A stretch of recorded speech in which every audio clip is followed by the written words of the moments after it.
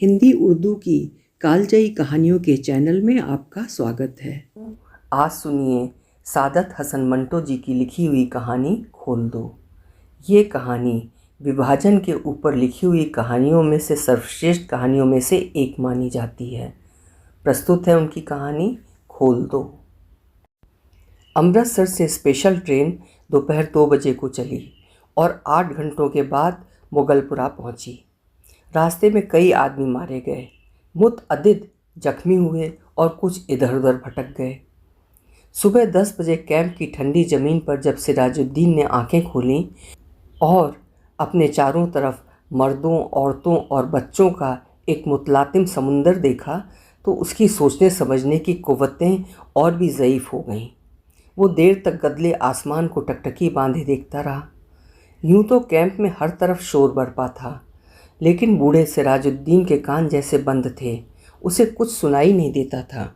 कोई उसे देखता तो ये ख्याल करता कि वो किसी गहरी फिक्र में गर्क है, मगर ऐसा नहीं था।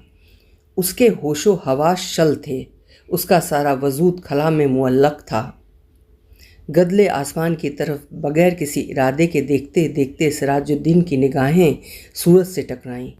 तेज़ रोशनी उसके वजूद के रग और रेशे में उतर गईं और वो जाग उठा।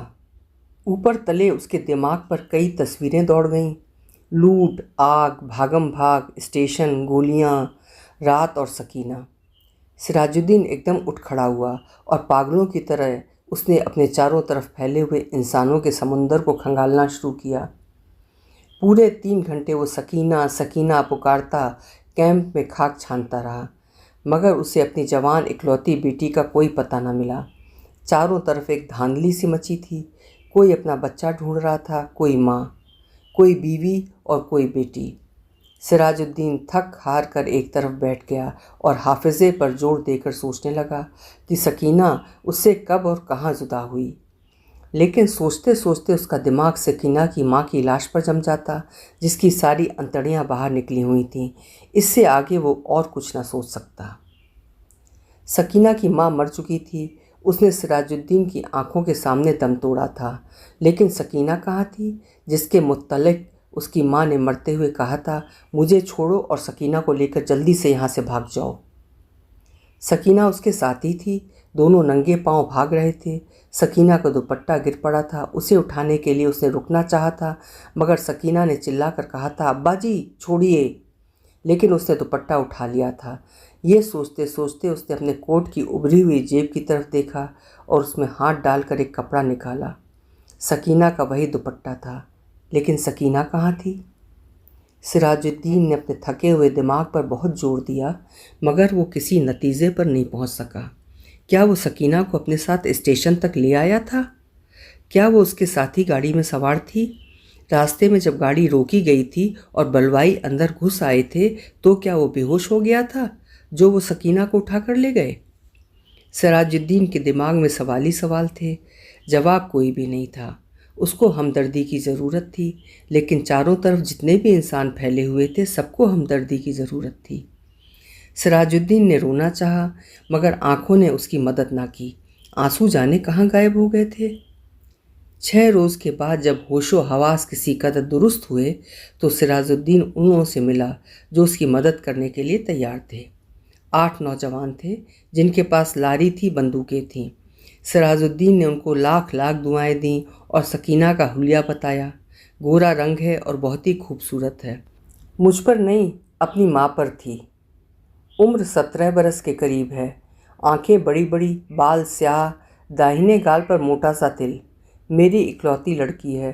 ढूंढ लाओ, तुम्हारा खुदा भला करेगा। रज़ाकार नौजवानों ने बड़े जज्बे के साथ बूढ़े सिराजुद्दीन को यकीन दिलाया कि अगर उनकी बेटी ज़िंदा हुई तो वह चंद ही दिनों में आपके पास होगी। 8 नौजवान ने कोशिश की। जान हथेलियों पर रखकर वो अमृतसर गए। कई औरतों, कई मर्दों और कई बच्चों को निकाल निकाल कर उन्होंने महफूज मुकामों पर पहुंचाया। 10 रोज़ गुजर गए, मगर उन्हें सकीना कहीं ना मिली।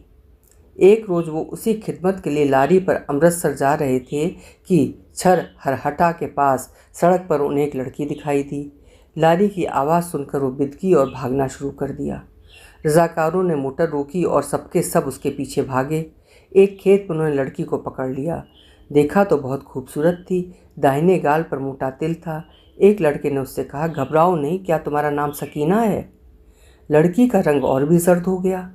उसने कोई जवाब न दिया, लेकिन जब तमाम लड़कों ने उसे दम दिलासा दिया तो उसकी दहशत दूर हुई और उसने मान लिया कि वो सिराजुद्दीन की बेटी सकीना है। 8 रज़ाकार नौजवानों ने हर तरह सकीना की दिलजोई की। उसे खाना खिलाया, दूध पिलाया और लारी में बिठा दिया। एक ने अपना कोट उतार कर उसे दे दिया, क्योंकि दुपट्टा न होने के बाइस वो बहुत उलझन महसूस कर रही थी और बार बार बाहों से अपने सीने को ढांकने की कोशिश करने में मसरूफ़ थी। कई दिन गुजर गए। सिराजुद्दीन को सकीना की कोई खबर न मिली। वो दिन भर मुख्तलिफ़ कैंपों और दफ्तरों के चक्कर काटता रहता, लेकिन कहीं से भी उसकी बेटी का पता न चला। रात को वो बहुत देर तक उन रज़ाकार नौजवानों की कामयाबी के लिए दुआएं मांगता रहता, जिन्होंने उसको यकीन दिलाया था कि अगर सकीना ज़िंदा हुई तो चंद दिनों ही में वो उसे ढूंढ निकालेंगे।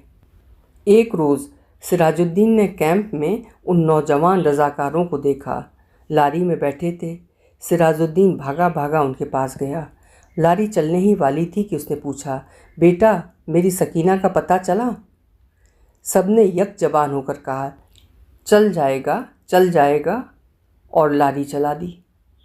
सिराजुद्दीन ने एक बार फिर उन नौजवानों की कामयाबी के लिए दुआ मांगी और उसका जी किसी कदर हल्का हो गया। शाम को करीब कैंप में जहाँ सिराजुद्दीन बैठा था, उसके पास ही कुछ गड़बड़ सी हुई।